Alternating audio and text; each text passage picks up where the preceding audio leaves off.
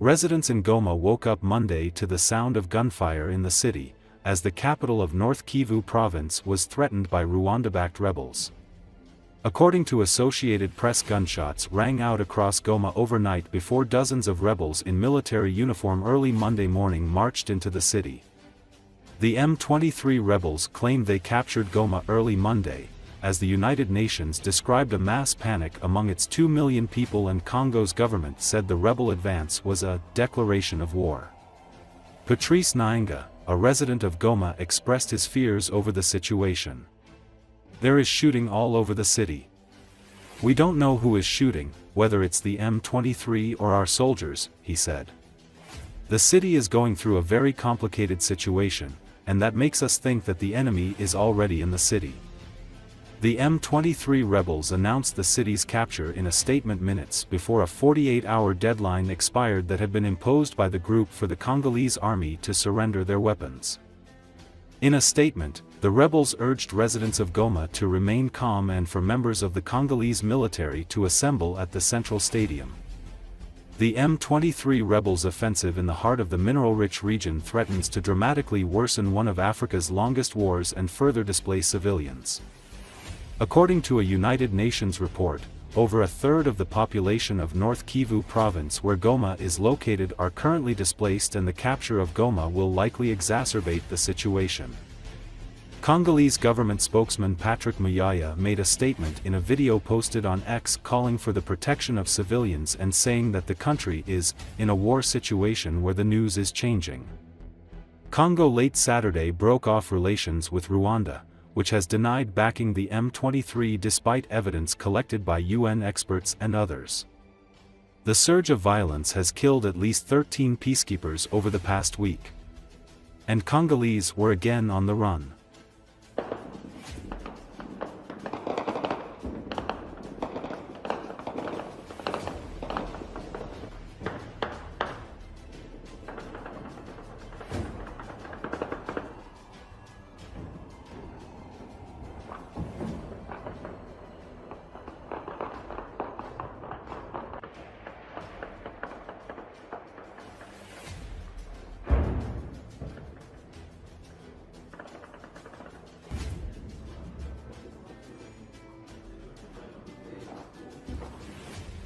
Yote général, masasi qu'on a lié. Donc on ne sait pas maintenant, mais qu'on a tiré si ce sont les M23 ama kama ni basoda yetu. On ne sait pas vraiment, mais mongini comme situation yiko ya mubaya sana. Donc ça nous dit que iko ça est déjà chaingia mongini.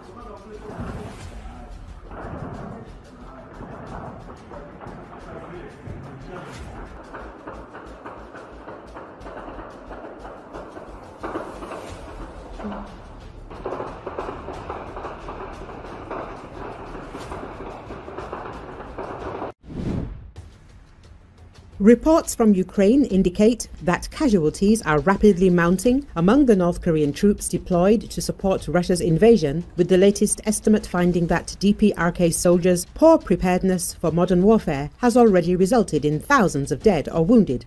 But experts cautioned against underestimating the 11,000 North Korea forces fighting in Kursk, emphasizing that recent failures will only push Moscow and Pyongyang to reassess their tactics and provide valuable lessons for the DPRK's military strategists.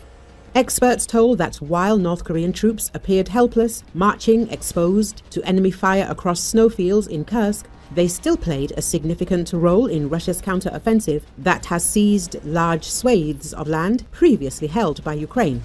Britain's Defense Ministry said on Friday that as of mid-January, about 10,000 North Korean soldiers had been killed and about 3,000 more wounded in combat against Ukraine. That's more than a third of the number of troops deployed to Kursk.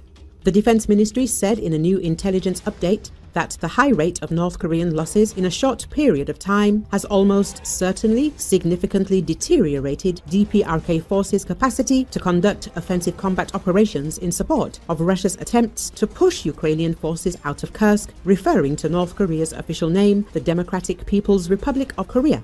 Conflict analysts at the Institute for the Study of War think tank said that North Korea would lose all of the troops it sent to Kursk in a matter of months if the combat loss rate continued.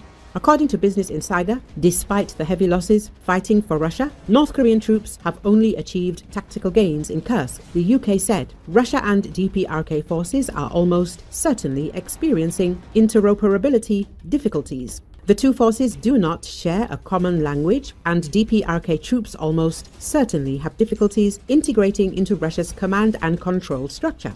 Major General Pat Ryder, the former Pentagon spokesperson, said the US assessed the North Korean forces were well-disciplined, competent and capable soldiers. Ukrainian soldiers have also described them as highly skilled in combat, amid claims that they were treated as expendable. Ryder told reporters last week that what we're seeing on the battlefield is that they obviously do present a threat. He said the Ukrainians were doing a good job holding their defensive lines, but called the fighting very tough.